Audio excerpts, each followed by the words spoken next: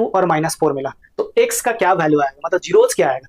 तो जो आपने नंबर सोचा ना उसी का साइन को पलट दीजिए, उसी का साइन को पलट दीजिए, मतलब आपका आंसर आने वाला है x इक्वल टू -2 और x इक्वल टू इसका साइन को बदलेंगे तो क्या होगा, -4 को साइन को बदलेंगे तो क्या हो जाएगा, +4 हो जाएगा। तो आपका आंसर जो आने वाला है x का वो -2 और 4 आने वाला है।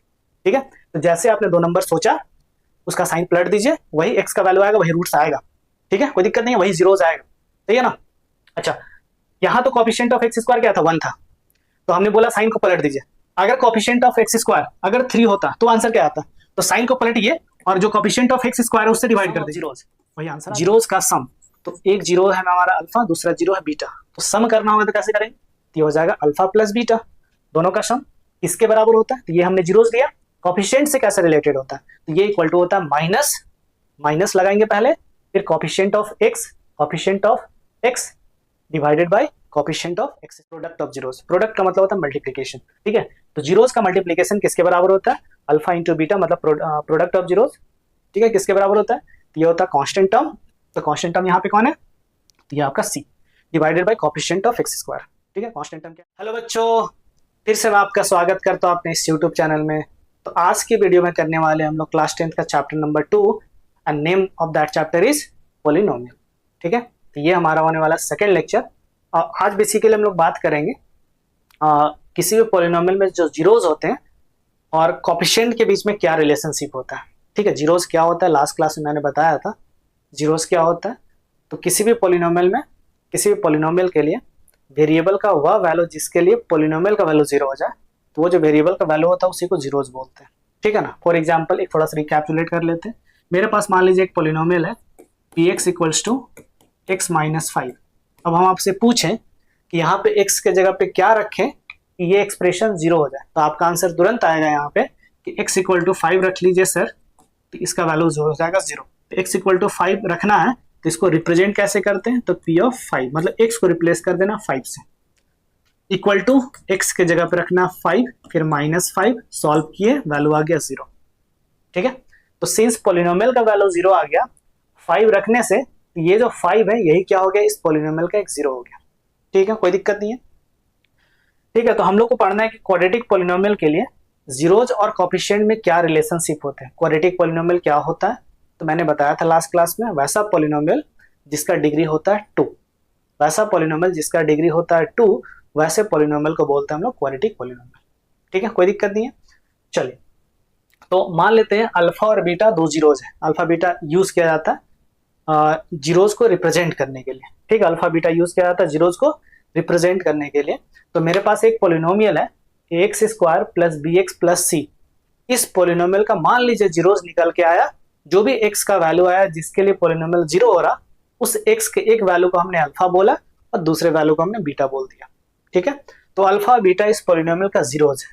ठीक है, अब यहाँ पे जो a है, ये जो a है ये एक्चुअली में है क्या, इसको क्या बोलेंगे, तो इस a को बोलेंगे x² का कोफिशिएंट। ठीक है, और ये जो b है इसको क्या बोलेंगे, तो इसको बोलेंगे x का कोफिशिएंट। ठीक है, और ये जो c है इसको हम लोग क्या बोलेंगे, तो इसको मानेंगे हम लोग, अज्यूम करेंगे ये कांस्टेंट टर्म है।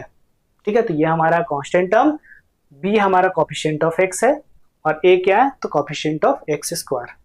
ठीक है, तो यही आपका a, b और c और अल्फा बीटा में क्या रिलेशनशिप होता है, तो यही मैं बोल रहा हूँ, coefficient a, b and c और अल्फा बीटा में क्या रिलेशनशिप होता है, यही हमें सीखना है, पढ़ना है, और इसमें बेस्ट कुछ क्वेश्चन करने वाले हैं। ठीक है ना।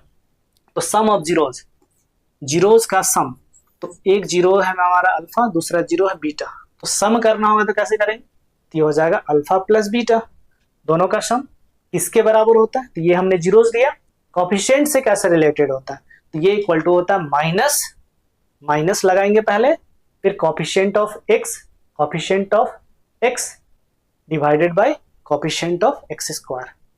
ठीक है, कोई दिक्कत नहीं है। तो माइनस कोफिशिएंट ऑफ x क्या है, तो ये है b, और कोफिशिएंट ऑफ x² क्या है, तो ये है a। कोई दिक्कत नहीं है। तो कोफिशिएंट ऑफ x है आपका b और कोफिशिएंट ऑफ x² है a, तो आंसर आ जाएगा alpha plus beta equal to minus b upon a। Minus ये रहेगा ही, b का साइन उसके अकॉर्डिंग लिखना है। अगर b माइनस में होगा, b का वैल्यू अगर आ गया -5, तो ये हो जाएगा माइनस ऑफ -5, और a का वैल्यू अगर 6 है तो यहाँ पे नीचे आ जाएगा 6। ठीक है, तो माइनस यहाँ पे फिक्स होगा, बी का जो वैल्यू आएगा पॉजिटिव में आएगा तो पॉजिटिव में लिखेंगे, और माइनस में होगा तो माइनस में लिखेंगे। ठीक है, उसके अकॉर्डिंग साइन चेंज कर लेना आपको। ठीक है, और डिवाइडेड बाय में क्या होगा, कोएफिशिएंट ऑफ एक्स स्क्वायर जो यहाँ पे है ए। ठीक है, तो पहला रिलेशन क्या आ गया, तो sum of zeros equals to minus B upon A. ठीक है, बी और ए क्या है मैंने पहले बता दिया। दूसरा रिलेशन क्या होता है, प्रोडक्ट ऑफ जीरोज। प्रोडक्ट का मतलब होता है मल्टीप्लीकेशन। ठीक है, तो जीरोज का मल्टीप्लीकेशन किसके बराबर होता है, अल्फा इंटू बीटा, मतलब प्रोडक्ट ऑफ जीरोज। ठीक है, किसके बराबर होता है, तो ये होता है कांस्टेंट टर्म। तो कांस्टेंट टर्म यहाँ पे कौन है, तो ये आपका C, divided by coefficient of X square. ठीक है, कांस्टेंट टर्म क्या है यहाँ पे, तो सी, और डिवाइडेड बाय आपका coefficient of X square that is a. ठीक है, कोई दिक्कत नहीं यहाँ तक। तो पहला रिलेशन क्या है, sum of zeros alpha plus beta equals to minus B upon A, पहला रिलेशन है। And second relation is alpha into beta product of zeros, ये हो गया सी अपॉन ए के बराबर। ठीक है, कोई दिक्कत नहीं यहाँ पे, ऐसे कंफ्यूजन ना हो इसलिए कैसे याद रखते हैं, देखिए तो ये जो पहला वाला है कोएफिशिएंट ऑफ एक्स स्क्वायर हमेशा डिनोमिनेटर में आएगा, हमेशा डिनोमिनेटर में आएगा। ठीक है, पहले सम, पहले हम लोग सम सीखते हैं फिर मल्टीप्लीकेशन सीखते हैं। तो पहले क्या आएगा, सम, तो ए के बाद वाला कोएफिशिएंट क्या है, बी, तो यहाँ लगाएंगे बी, किसके साथ, माइनस के साथ। ऐसा समझिए प्लस हो गया, ये प्लस फिर माइनस फिर प्लस। ठीक है, तो ए तो लिख दिया नीचे प्लस के साथ, जब बी के पास जाएंगे तो माइनस के साथ लिखा जाएगा, और प्रोडक्ट के लिए सी प्लस के साथ लिखा जाएगा। तो सम के लिए माइनस बी अपॉन ए, और प्रोडक्ट के लिए सी अपॉन ए, ये हमेशा डिनोमिनेटर में रहेगा। ठीक है, कोई दिक्कत नहीं है। चलिए अब इससे बेस्ट हम लोग एक क्वेश्चन करते हैं। ठीक है, हमें क्या करना है, एक पॉलिनोमियल यहाँ पे दिया हुआ है। ठीक है, उसका जीरोस फाइंड करना है। जीरोस फाइंड करने के बाद हमें रिलेशनशिप वेरीफाई करना है कि क्या sum of zeros minus B upon A के इक्वल आ रहा है, and product of zeros C upon A के इक्वल आ रहा है या नहीं आ रहा है, हमें चेक करना है। ठीक है, सबसे पहले ये हमारा पॉलिनोमियल दिया हुआ है x square minus two x minus eight. अब इसका जीरोस निकालते कैसे। ठीक है, तो जीरोस निकालने के लिए जो मेथड होता है आगे हम लोग सीखेंगे, बहुत सारा मेथड होता है। ठीक है, कौन कौन सा मेथड होता है, तो एक तो होता है फैक्टराइजेशन मेथड, जिसको मिडिल टाइम स्प्लिटिंग बोलते हैं। अगर मिडिल वाला टर्म ना रहे तो फैक्टराइजेशन का यूज कर सकते हैं। ठीक है, बेसिक आइडेंटिटी का यूज करके फैक्टराइज कर सकते हैं। लास्ट वाला टर्म ना रहे तो भी आप फैक्टराइज कर सकते हैं, और तीनों टर्म रहे तो मिडिल टाइम स्प्लिटिंग यूज कर सकते हैं, या फिर एक क्वाड्रेटिक फार्मूला होता है उस फार्मूले का यूज कर सकते हैं। एक और मेथड होता है कंप्लीटिंग द स्क्वायर, जो हमारे सिलेबस में नहीं है। ठीक है ना, तो इसका जीरोस कैसे निकालेंगे, तो अभी के लिए जो हम यूज करेंगे उस मेथड को बोलेंगे, जो मेथड हम यूज करने वाले वो मेथड आपका मिडिल टर्म स्प्लिटिंग। ठीक है, मिडिल टर्म मतलब क्या, कौन सा मिडिल टर्म होता है, जो मिडिल में रखा तो लिखा रहता है वो नहीं, जो मिडिल में लिखा रहता है वो मिडिल टर्म नहीं होता। जैसे हम ऐसे लिख दें x square minus eight minus two x, तो मिडिल में अगर 8 लिखा हो तो क्या 8 मिडिल टर्म है, नहीं। मिडिल टर्म किसको बोलते हैं, जिसका पावर होता है 1, उस टर्म को बोलते हैं जिसमें वेरिएबल का पावर होता है 1। तो इस टर्म में, इस एक्सप्रेशन में किस टर्म का वेरिएबल का पावर है 1, तो ये है 2x।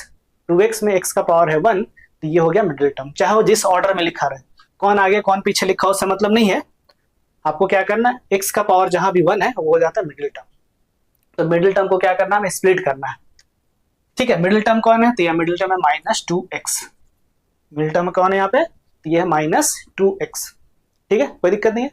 अब मिडिल टर्म जो लिखा हुआ है यहाँ पे माइनस 2x, ठीक है, इसमें से x को भूल जाइए, x को भूल जाइए, और इसका कोएफिशिएंट को देखिए माइनस 2। ठीक है, तो इस माइनस 2 को क्या करना है, आपको दो नंबर में ब्रेक करना है। ठीक है, दो नंबर में ब्रेक करना है।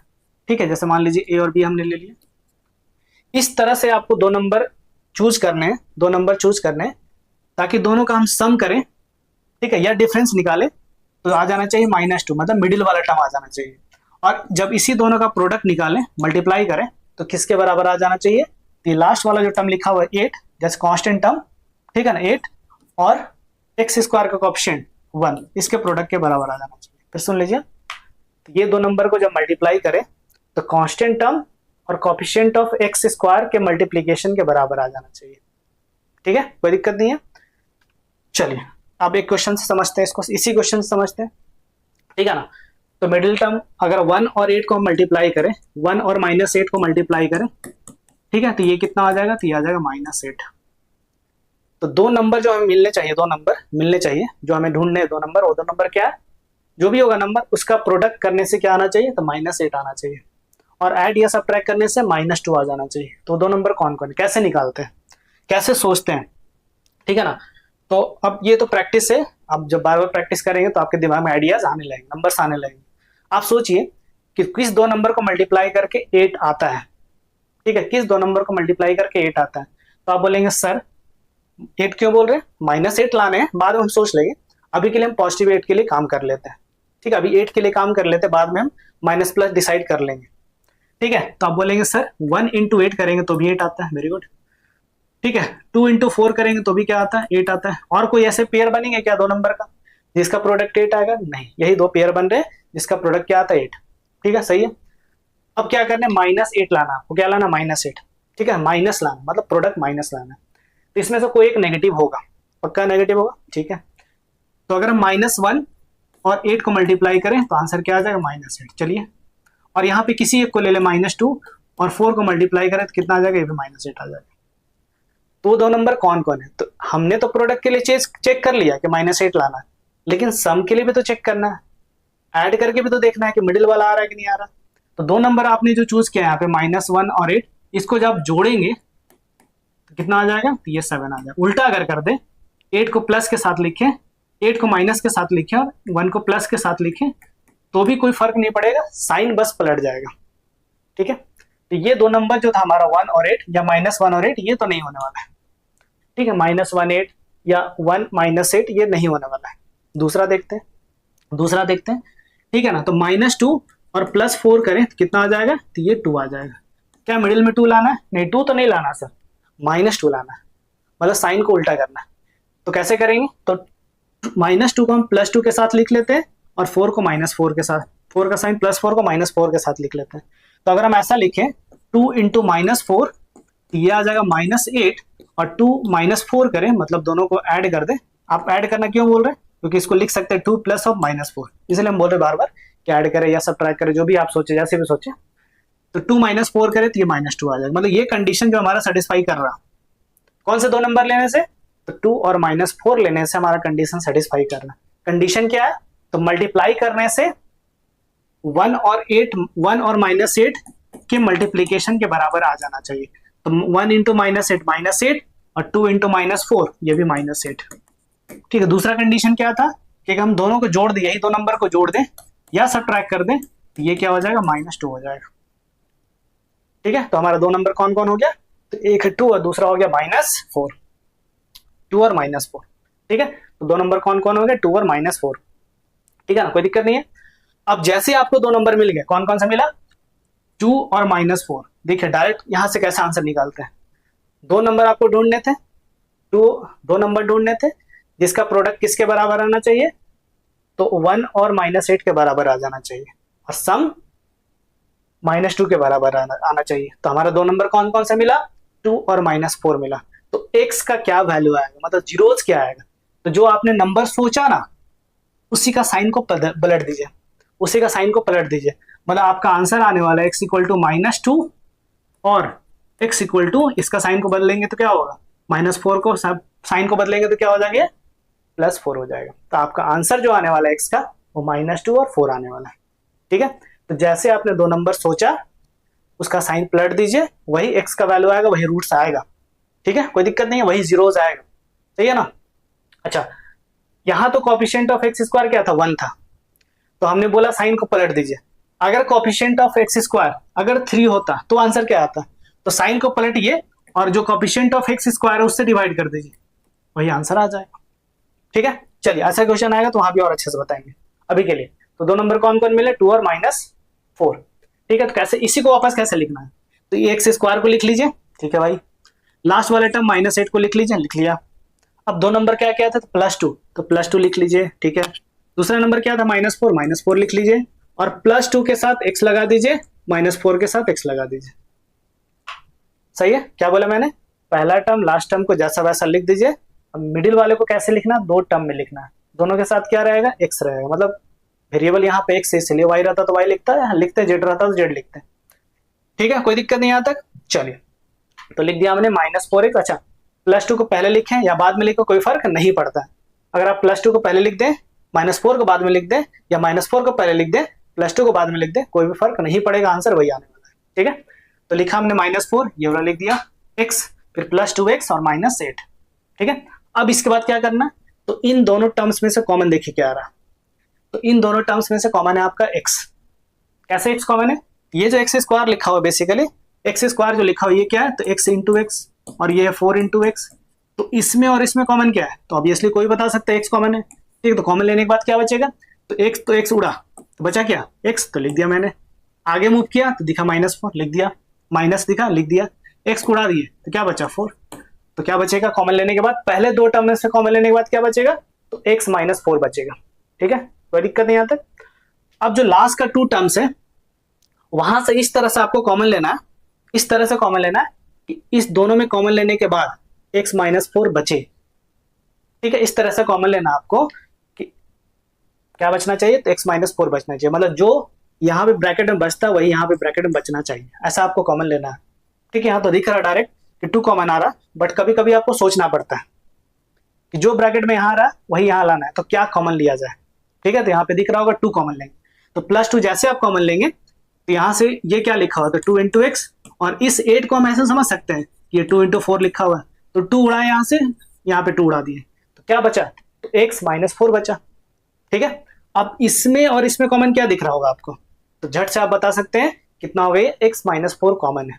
x -4 जैसे आप कॉमन लेंगे, यहाँ पे x -4 जैसे आप कॉमन लेंगे, ठीक है, तो x -4 उड़ा दीजिए तो बचेगा क्या x, यहाँ से x -4 बचा, उड़ा दीजिए तो क्या बचेगा +2, तो बचा क्या x +2।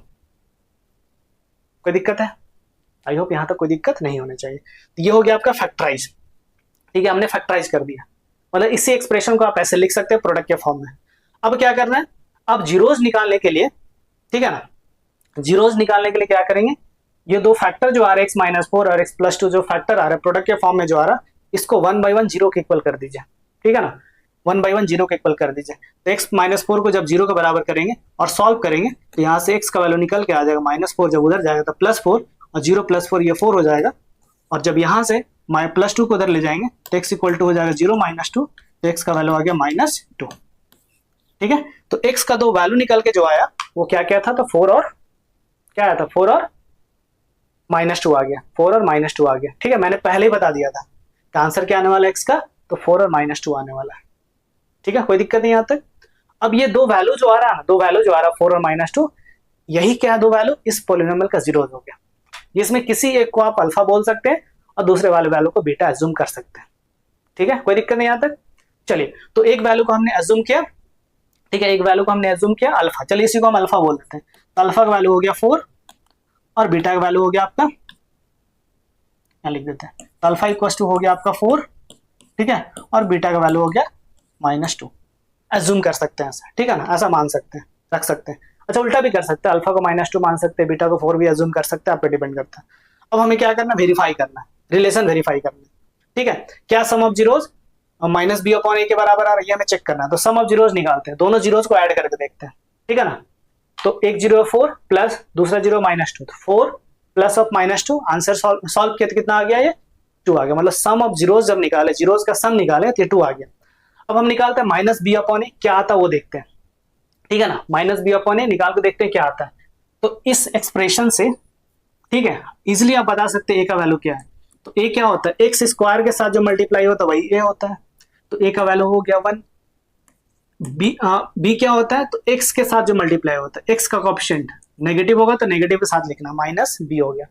और कांस्टेंट टर्म जो था c, उसका वैल्यू -8 आ गया। ठीक है, तो सम ऑफ जीरोज आया 2। अब देखते हैं -b/a क्या आता है। ठीक है, -b/a क्या आता है, मतलब minus of coefficient of x divided by coefficient of x square क्या आता है, तो माइनस लिख दिया हमने, और कोएफिशिएंट ऑफ x क्या था, तो -2। ठीक है, minus of -2 divided by coefficient of x square, तो ये आपका 1, a का वैल्यू है 1। ठीक है, तो ये सेंटेंस ना लिखने के बजाय आप ये भी डायरेक्टली लिख सकते हैं, -b/a, ये भी लिख सकते हैं। ठीक है, तो ये सॉल्व करेंगे तो -2 इंटू -2 ये हो गया 2, तो 2 डिवाइडेड बाय 1 ये हो गया 2। मतलब जब हमने क्या निकाला, -b/a निकाला तो ये भी 2 आ गया, और सम ऑफ जीरोज निकाला तो ये भी 2 आ गया। तो यहाँ से वेरीफाई क्या हो गया कि सम ऑफ जीरोज -b/a के बराबर हो गया। ठीक है, सही है। अब दूसरा रिलेशन वेरीफाई करते हैं। ठीक है, प्रोडक्ट ऑफ जीरोज, तो दोनों जीरोज को मल्टीप्लाई करना हमें, तो 4 इंटू -2 -8 आ गया। ठीक है, अब हम देखते हैं कि c/a क्या आता है, c/a क्या आता है। तो सी का वैल्यू कितना, तो सी का वैल्यू -8, ठीक है। ए का वैल्यू कितना 1, तो -8/1 -8 आ गया। तो सी अपॉन ए भी -8 आया और प्रोडक्ट करने से भी क्या है -8 आया। तो हम यहाँ से लिख सकते हैं कि प्रोडक्ट ऑफ जीरोस किसके बराबर आ गए इस पर्टिकुलर क्वेश्चन के लिए, तो product of zeros minus C upon A के बराबर आ गया, ठीक है। प्रोडक्ट ऑफ जीरोस किसके बराबर आ गया, सी अपॉन ए के बराबर आ गया। सी मतलब कांस्टेंट टर्म, ए मतलब कोएफिशिएंट ऑफ एक्स स्क्वायर, ठीक है। तो दूसरा रिलेशन में क्या हो गया, यहाँ पे वेरीफाई हो गया। अगर ये बराबर नहीं आएगा आप कहीं जरूर मिस्टेक कर रहे हैं, कैलकुलेशन मिस्टेक कर रहे हैं, जीरोज निकालने में गलती कर रहे हैं, ठीक है। तो यहाँ से ये प्रॉब्लम होता है, यहाँ से आप वेरीफाई कर सकते हैं रिलेशन को। तो इस तरह से जब एग्जामिनेशन में क्वेश्चन आ जाए जीरोज निकालिए और रिलेशन को वेरीफाई कीजिए, तो हम इस तरह से चीजों को सॉल्व कर सकते हैं, प्रॉब्लम को सॉल्व कर सकते हैं, ठीक है। कोई दिक्कत नहीं आता। अब ये फैक्टराइजेशन अगर नहीं सीख पाए मिडिल टाइम स्प्लिटिंग, तो अभी बहुत सारे क्वेश्चन आएंगे, ठीक है। मिडिल टाइम स्प्लिटिंग से रिलेटेड बहुत सारे क्वेश्चन आएंगे, तो वहां भी मैं और अच्छे से बताऊंगा और डिफरेंट टाइप्स के प्रॉब्लम करेंगे आप, ठीक है ना। अगर ये क्वेश्चन पे, इस क्वेश्चन पे स्प्लिट कैसे किया मैंने अगर समझ में नहीं आया, तो एक बार फिर से उसी लेक्चर को देखिए, उसी वीडियो को फिर से उस पर्टिकुलर क्लिप को आप फिर से देखिए, आपको समझ में जरूर आ जाएगा, ठीक है। तो आई होप जो भी मैंने आज डिस्कस किया वो समझ में आया होगा। अभी भी कोई डाउट है तो आप हमें कमेंट करके बता सकते हैं, ठीक है। कोई दिक्कत नहीं आता। चलिए तो मिलते हैं एक और इंटरेस्टिंग वीडियो के साथ। Thanks for watching my video.